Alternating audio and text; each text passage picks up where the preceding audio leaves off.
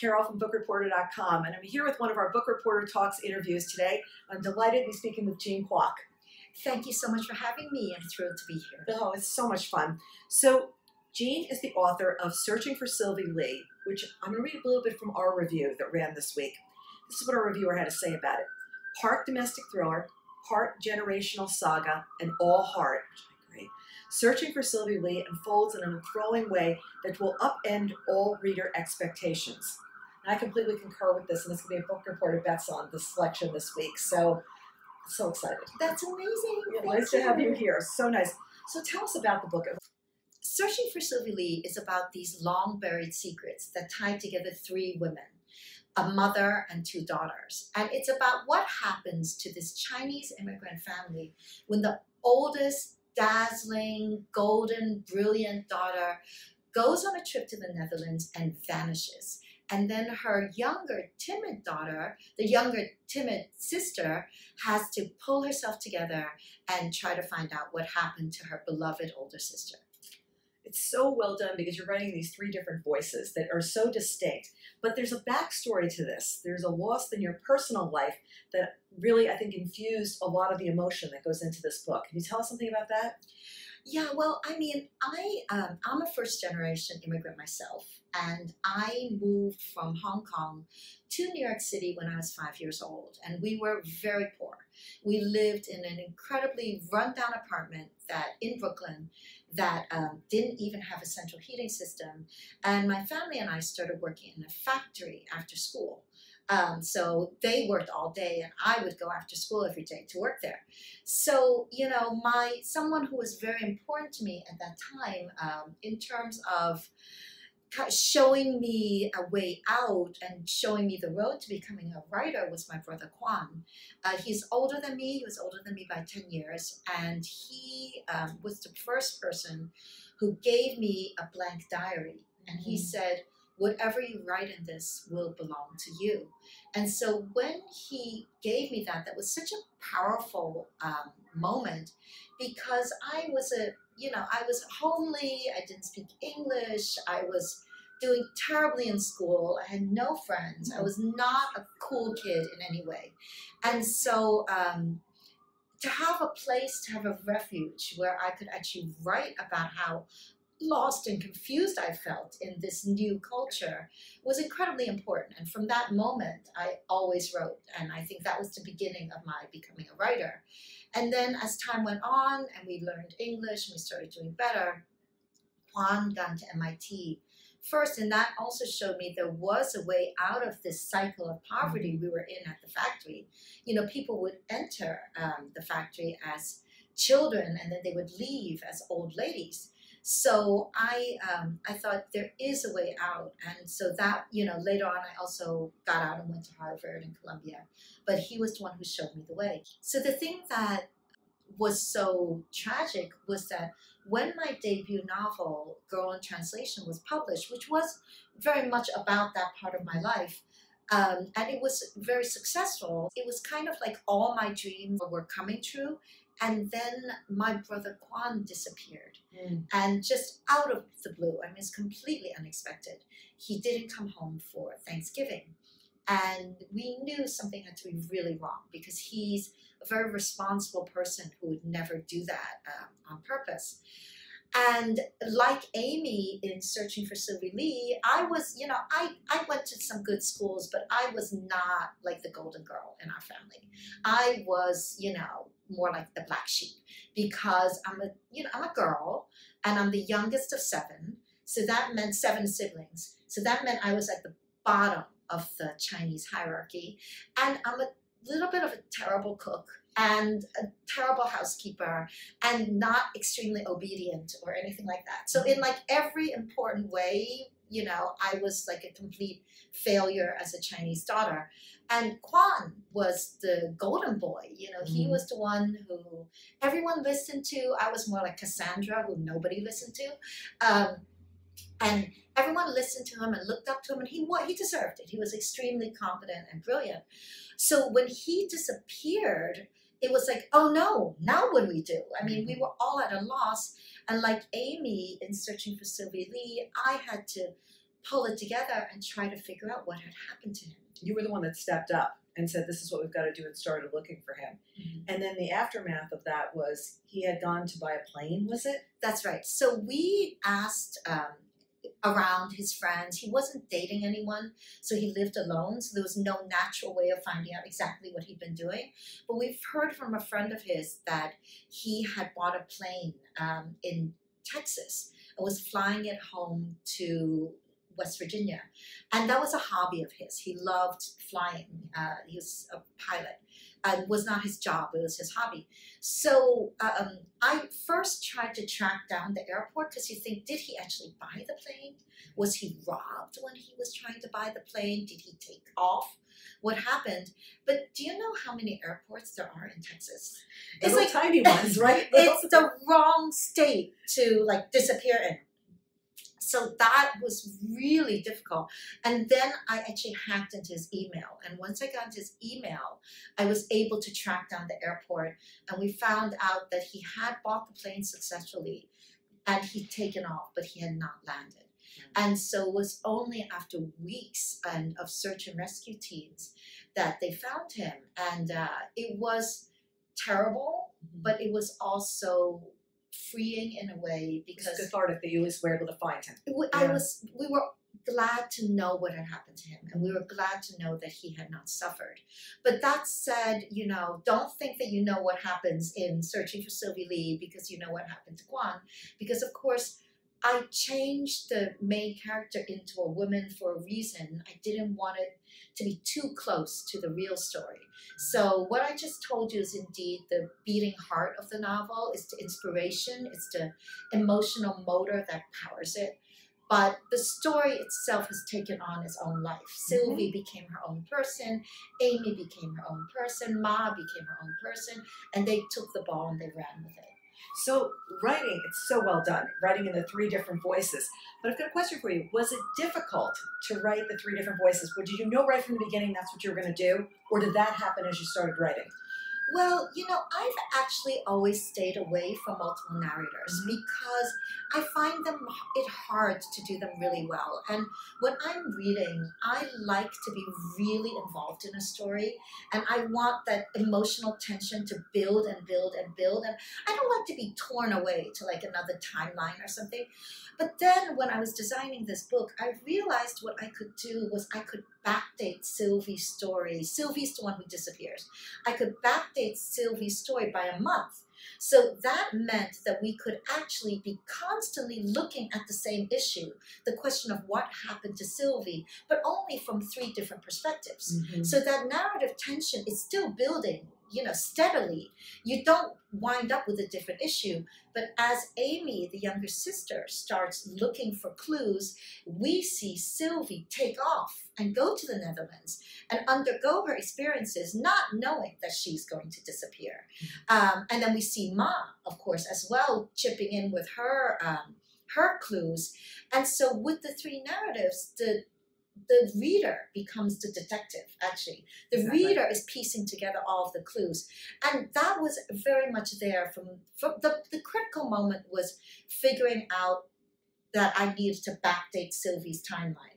And then I realized I can have Sylvie's voice in the novel as well. And then once I had that, it was the structure of the novel was clear to me. But yes, it was a challenge to write. But I hope it's effortless to read. It is effortless to read because as you're going through, you feel like you get to know each of the characters so well and why Sylvie's being missing affects them all in different ways. There's some guilt, there's some questioning, there's some wandering of what's going on. Was one character easier to write than the others? They were all challenging to write because, of course, you know, in a novel, you're thinking about character development, you're thinking about setting and theme and, you know, keeping the plot unfolding, keeping the questions coming while you're answering questions. And then on top of that, of course, I have each of the women think in their own languages. So the inner dialogue of each chapter is actually all in a different language. Amy is thinking in English, Ma is thinking in Chinese, and Sylvie is thinking in Dutch. So the book is, of course, in English. You know, you don't have to worry. But we are entering into the mindset of someone who is a foreign speaker. And what that means is that, for example, in Amy's chapter, we can see Ma from her perspective, because Amy doesn't really speak Chinese, as a simple but beloved woman. But then when we go to Ma's chapter, we realize that Ma is actually very profound, very deep, and very strong. And very strong. Oh, I like that. Yeah, it's really strong. Very strong. And because we are inside Ma's mind in her own native language.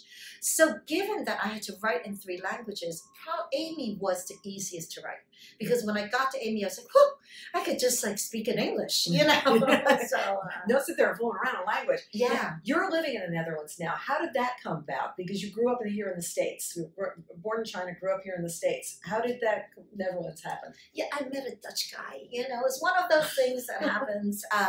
And yeah, I married him. And then we were kind of like, oh, where should we live? And I had always wanted to go to Europe. So we were like, oh, let's try living in the Netherlands first. But of course, before you know it, you have a job, you have an apartment, you have a cat, and there are multiple cats. And so, yeah, that's how the reason that in the Netherlands. Yeah. So you go back to New York and visit. I do. I'm back in New York really a lot. I mean, I'm back in New York for my books and to see my family, and I go through the U.S., of course, also for my books. So I'm here actually a lot. So as much as the title is Searching for Sylvie Lee, I think she's searching for who she is too. I think there's a double entendre going on here. Of course, exactly. That's exactly what the title is about. Yeah. Everyone is searching for Sylvie Lee, including Sylvie herself. Yeah, and she's trying to figure out who she is. So the book has brilliant pacing because it's paced like a thriller, which you have not written before, if I remember correctly. And it's like, and this is just, you know, something new, but I find myself racing through the pages to try to figure out what happened to Sylvie, and you're going in each different direction. You're not really sure what's going to happen. How much fun was it, and did you have to plot differently to be writing a thriller? Well, I didn't intend to write a thriller. I intended to write a page-turner. I really wanted to write a page-turner, and of course the topic, because it's about a missing person, it became a mystery because of that. But I did plot it very carefully. I did pace it very carefully because it's a complicated book to create because there are 3 characters and they're all providing the reader with information, and it can't get repetitive. It can't be that Sylvie shows us something, we already know it, and then Amy finds it out. I mean, that's like bores you to death. So I tried to create the story so that as the reader, we are constantly getting new information from all 3 narrators. And in the end, the reader is actually the only person who has all the clues and all the knowledge and who actually knows each woman as what well they're as thinking. They know their inner thoughts. Their inner thoughts and their inner self, because the book is also, of course, about how well do we truly know the people we love? How well can you know someone else? Especially when there's a language barrier. I mean, even without a language barrier, it's hard to know someone. Sometimes you're shocked, you know, like by your husband, for example, your boyfriend or wife or the people you trust most. You know, we're often stunned by something that we find out, and then we're constantly rearranging the data that we have to fit what we want to believe, you know. So if we, let's say, if someone cheats on us and we want to leave them, then we're like, oh yes, you know, I remember he did this and he was flirting with my friend and he did that, and we put everything into a pattern that fits what we want to decide. Fits the narrative. That's right. And if we want to stay with them, then we say, oh yes, but he's so sorry and he's very faithful and he works very hard, and all of those things to fit our own narrative. So I think, you know, the book just makes that clear that that's what we're doing. Well, you know, it was really interesting because when I was reading, I had no idea that you had a science background the way that you did. When she was in high school, let's see, you worked in labs, you were studying physics, you were completely a science, we always say the math and science person, the STEM person, and then went on to become a writer. And this is just something that I was thinking as I was reading this. Did the training that you had in science, where you had to put everything together, as you were writing this, did that help at all because you have that kind of a brain to be able to do that? I think that's true. I think that's very insightful because I don't think anyone's ever brought that up before in an interview, but that's definitely true. I think that I have actually a scientific mind, and I am a writer. I love voice and language, but underneath it all, structure is very important to me. It comes very naturally to me.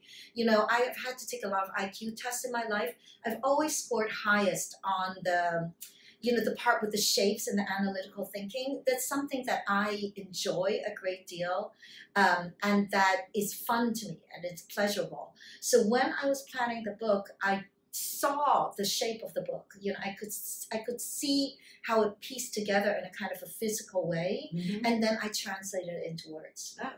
And later on, when I saw that yesterday, I was like, wait a second, now this completely makes sense, because so much of science is built on fact, being built on fact, being built, and then if you go in a wrong direction, you're not going to end up with the equation coming out right in the end. So, I don't know, that was like really fun. So, the other two books, what was different about writing this one? Because Girl in Translation and MAMBO in Chinatown. This is completely different, but it's not, because it's still a great character. Well, and I think, my books are all obsessed with culture and language and race and, how they affect us. They're all about how we see people one way from the outside and yet they're another way from the inside. So I think Searching for Sylvie Lee is actually a real extension of something I started doing in Girl in Translation, my debut novel. Because in Girl in Translation, it's about Kimberly, who leads a double life as someone who works in a sweatshop in the evening, is very poor like I was, but is also at an exclusive private school. And in that novel, when Kimberly doesn't understand English, the reader doesn't as well.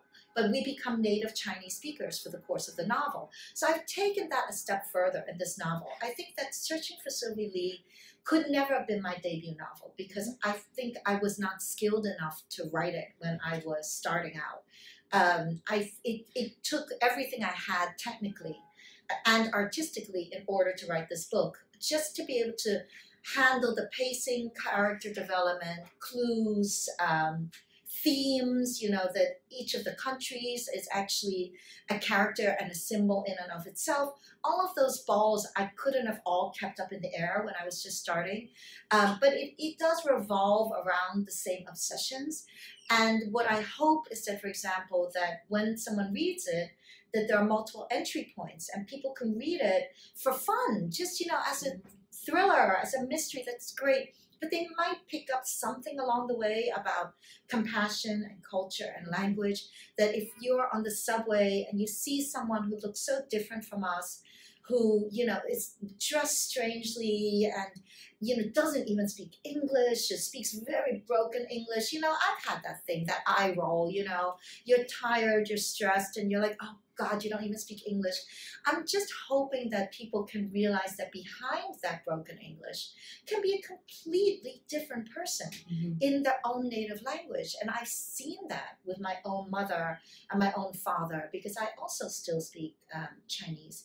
And it's something that I think is tragic, that within a part of an immigrant family, part of the price of immigration is often that the parents lose the children, because the children become dominant in English.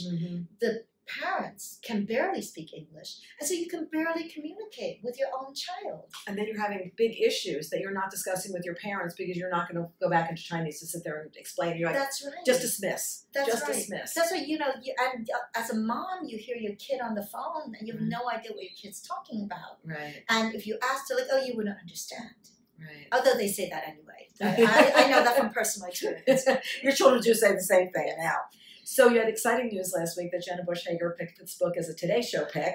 So how far in advance did you know? Because I saw your surprise that day. I was like, oh, she has to know a little bit in advance. A little bit in advance? Well, I did.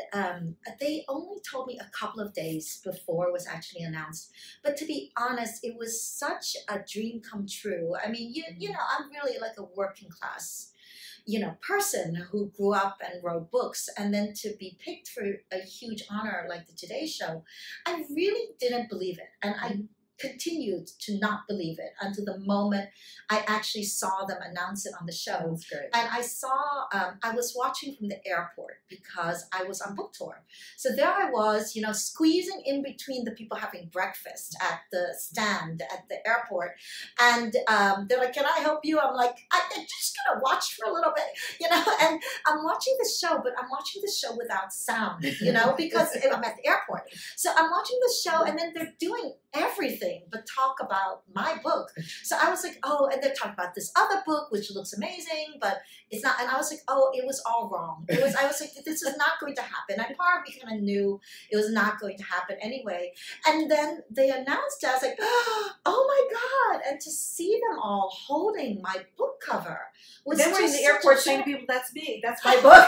I mean, all these people at this concession stand, that's my book up there. Well, it was really a shock. And I have to say, to this day, there's this great photo of a still shot of Jenna holding my book. And I feel like, someone is pranking me. I feel like someone took that photo and like photoshopped my book cover onto it to be like, ha, Jean, So I'm still not really sure it's real. When you're on the set of Today's Show, you'll figure it out. Right. You're sitting in hair and makeup, and Right. Jenna comes coming in to say hello to you. That's when you'll figure it out for I sure. think when I meet her in person, I really believe it's happening. But yes, so I am going to be on the Today Show at the end of June. Oh, that'd be great. So, I'm great. We'll definitely look for that and share it with our readers.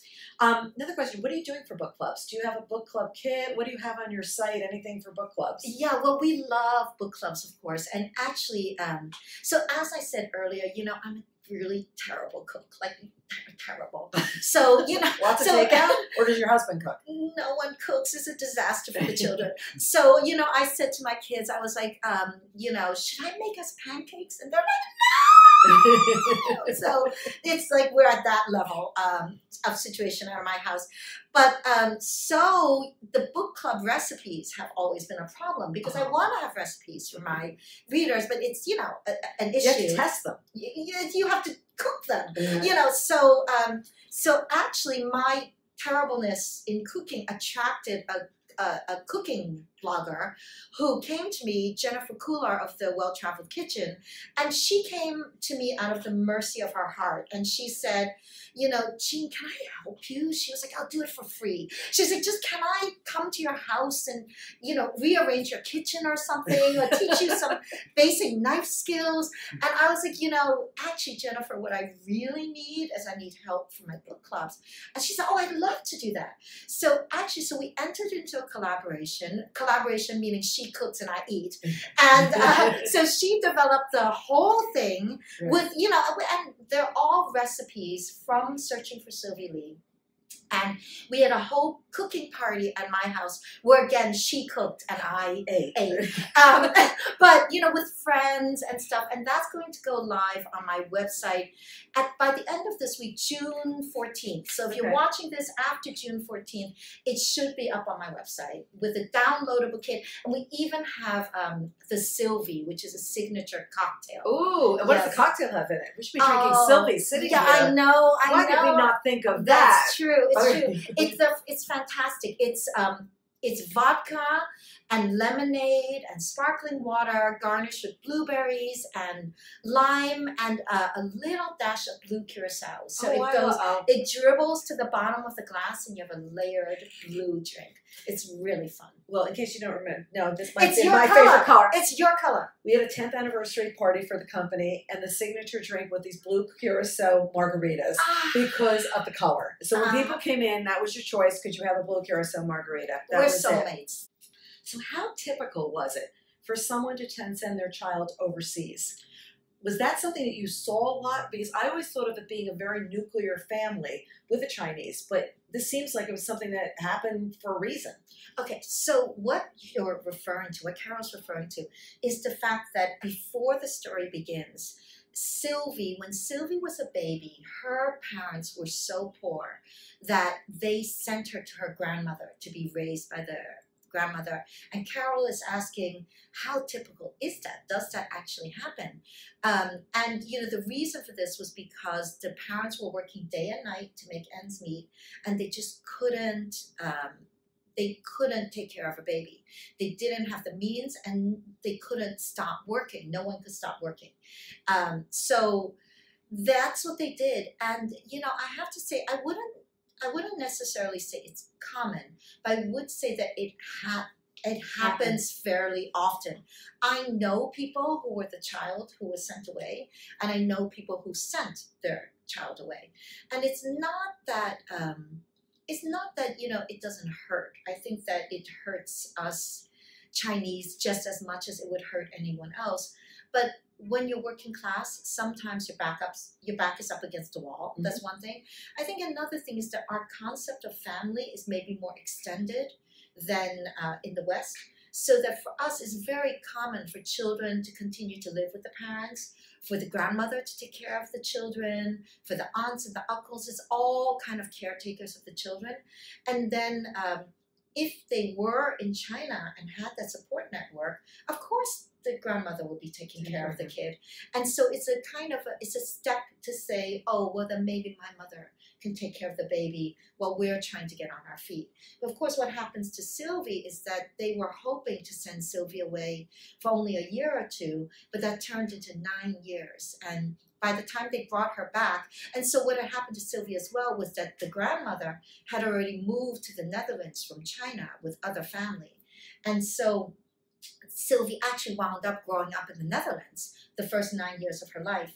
And when she was brought back to America, Amy had been born. Amy was 2 years old. And of course, a part of Sylvie always thought, well, did you bring me back just because you need a babysitter for your baby, the one you really want? And yeah, she has all those feelings of being wanted, needed. Which one was it? What was going on there? And also she had relatives in the Netherlands that were the same as she was. They were Chinese as well, but it was, you were still a foreigner in this country. So I think her feeling of not belonging was something that really followed her. But that was the one theme I was taking away from this, is where do I belong? Carol Mehmet's review in the Washington Post, which was just a brilliant review, almost as good as ours. She called out this line in the book that I took note. To live in the world as a white person is a completely different experience than a person of color. Discrimination is invisible to them because it does not affect them. Can we talk a little bit about that? I think it's one of the themes of Searching for Sylvie Lee is how pervasive casual racism is. And people don't realize that. I think that when indeed, like that line from the book, I think that if you go through life as a person of color, it really is a different experience from if you're not. And, you know, and I've heard white people say, well, there's no racism. And I think that's because they don't see it. They honestly don't see it. It doesn't happen to them directly, or it doesn't happen because they're there. You know, I notice that if I'm walking with a white person, the number of attacks would decrease tremendously because I'm with somebody. So, you know, the book is also about how immigrants like me, who went to Harvard and actually speak English, still encounter casual racism all the time. And I think that's just pervasive. And I think, you know, people also get it worse than I do. I'm sure that's true, but it is a fact that we all experience it. It's a part of our lives.